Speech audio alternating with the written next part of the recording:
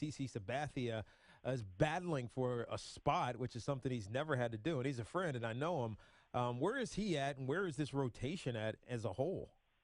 As a whole, Tiki, there are 6 people that have question marks, all over. Every single one of them. There isn't one of those 6 where you can say, yeah, I'm getting 30 starts out of him. Because nobody made 30 last year. And Sabathia is the guy who led the team in innings, and he didn't even get to 170.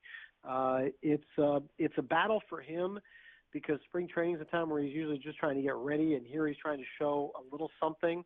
I think he's going to be given an opportunity here. How long of an opportunity, I don't know. But I think they're going to let him get into this a little bit because spring training is not generally the strongest time of year. It's about getting ready. Even April, he doesn't usually put up good numbers. But I think if they see some progress and he starts one of the 2 games the Yankees played today, I think they will give him an opportunity in the rotation, but his leash is going to be shorter than it would have been a couple of years ago. No, we talk about the back end and CC, and last year I think one of the most consistent, I guess, surprises would have been Nathan Eovaldi. But he got shut down at the end of last year. He's only 26 years old. Is that a lingering thing, or is he fully healthy? No, he's over that right now. It affected him. He would have, if the Yankees had advanced into the postseason beyond the wild card game, he would have pitched for them. Yeah, he probably would have pitched out of the bullpen, and that would have been something. As a guy who's cranking up to 100, having that extra arm in the bullpen for the playoffs, that would have been something to see. But he's healthy. He's pretty confident. He had a really good second half of the season for the Yankees last year. He's pretty excited. He's the one guy that you would have said going into last year, yeah, I can get 200 innings out of him because he pitched 199 the year before. Well, that injury kind of kept him from getting there, and he's probably going to be. If I had to pick one of these guys that's going to get there again, I'd say probably Eovaldi is the guy again who has the potential to throw the most innings for this team. We're talking to Sweeny Murti. He covers the Yankees here in New York, WFAN. There's not much, not a real dynamic element to the Yankees lineup night in and night out. And that's not to say that A-Rod, when he gets one, and we saw it a year ago, as you said, and he could still put one 430 feet. Teixeira played well before he got hurt. But really, the only dynamic night-to-night guy, I wouldn't even say it's Gardner, it's Ellsbury. And yeah. I mean, Ellsbury's got to play, man. If he does, and he's got to play well. If he doesn't play well, and he's not out there, 5 or 6 times a week, and he plays 130-something plus games, I don't think the Yankees can win this division. And even if he does, I'm not so sure that they can. But he's got to be the key, right, Swain? I think so. Basically, I think the idea is he is if everybody's healthy, if you put everybody equally in the lineup and everybody is healthy, who's their best player? And right now, that would be Jacoby Ellsbury. He has the ability to impact the team offensively and defensively more than anybody else in the field. That to me is the definition when you say who's their best player. We saw that in a short amount of time last year before he got hurt. April, first 2-3 weeks of May, you saw the type of player he was. And even 2 years ago, in 2014, the numbers aren't eye-popping, but he played 149 games. Mm-hmm. And when he's on the field that often, you can see how good of a player he is. So he is a key in that regard. But it's funny when you talk about the not having that electricity. The middle of the order, batting 3, 4, 5 in today's ball game, and probably some combination during the course of the year for the Yankees. A-Rod, Mark Teixeira, Carlos Beltran. These are guys for the last 15 years have been among the best players in the game, yet because they've been Yankees for a long enough period of time, they're on the downside, you don't attach that same electricity to them.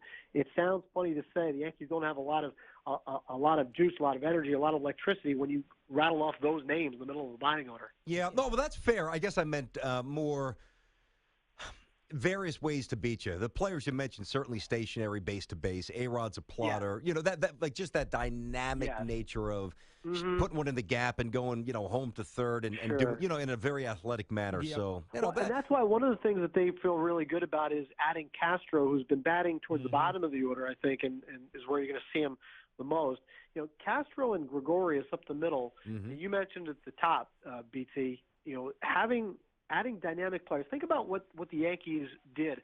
They took extra starters. They took basically the 7th starter on their team 2 years in a row and turned them into a starting shortstop and a starting second baseman. And the deals they made, sending Shane Green for Didi Gregorius and then Adam Warren for Starlin Castro. What they have now is they have a couple of 26-year-olds up the middle. The last time the Yankees had double play combination that young, you have to go back to Willie Randolph and Bucky Dent in the 70s. You're talking about a game where you want young, athletic players up the middle. The Yankees finally have a combination of that up the middle, plus Ellsbury in center field, a little bit older, but we've talked about the type of player he is. This is what you're talking about, BT. If everybody stays healthy, this is a kind of dynamic the Yankees haven't had in a long time. Sweeny, obviously the big offseason acquisition was Aroldis Chapman. Now we know he's going to serve a 30-game suspension, but given, I think, some of the doubts in the conversation we just had about the starting rotation and issues that may be there, the bullpen is extraordinarily important for Joe Girardi this year. Completely. And, it was last year too, Tiki. I think one of the things that I think is overplayed when people talk about this bullpen is, they're going to be unbeatable. Well, I think if you look at what they did last year, I forget the exact number, but they were something like 66-3 when leading after 7 innings. They didn't blow leads last year. There's probably a good chance they blow more leads this year just because statistically what they did was really hard to do. So even with Betances and Miller and Chapman, you might see a couple more blown leads than you did a year ago just because it was so hard to do. I do think one of the good questions, we were kicking this around, a couple of reporters were kicking this around the clubhouse yesterday, what's the good over-under on the number of games you will see all three of those guys pitch? One of us was guessing it might be as few as 10. Another was saying it might be as many as 25. And I don't think it's going to be that many, to be honest with you, because I think the way Joe Girardi has used his bullpen in the past, I think you're going to want to keep one of those guys fresh. It's going to depend on a lot of things, their usage leading up to that game, what you've got behind it, how important that particular game is to win as far as a division race or anything like that. But I don't think you're going to see night in, night out, those three lined up coming out of the bullpen. You're going to have to pick your spots, and it's going to be interesting to see what that final number is going to be by the time we get to the end of the season.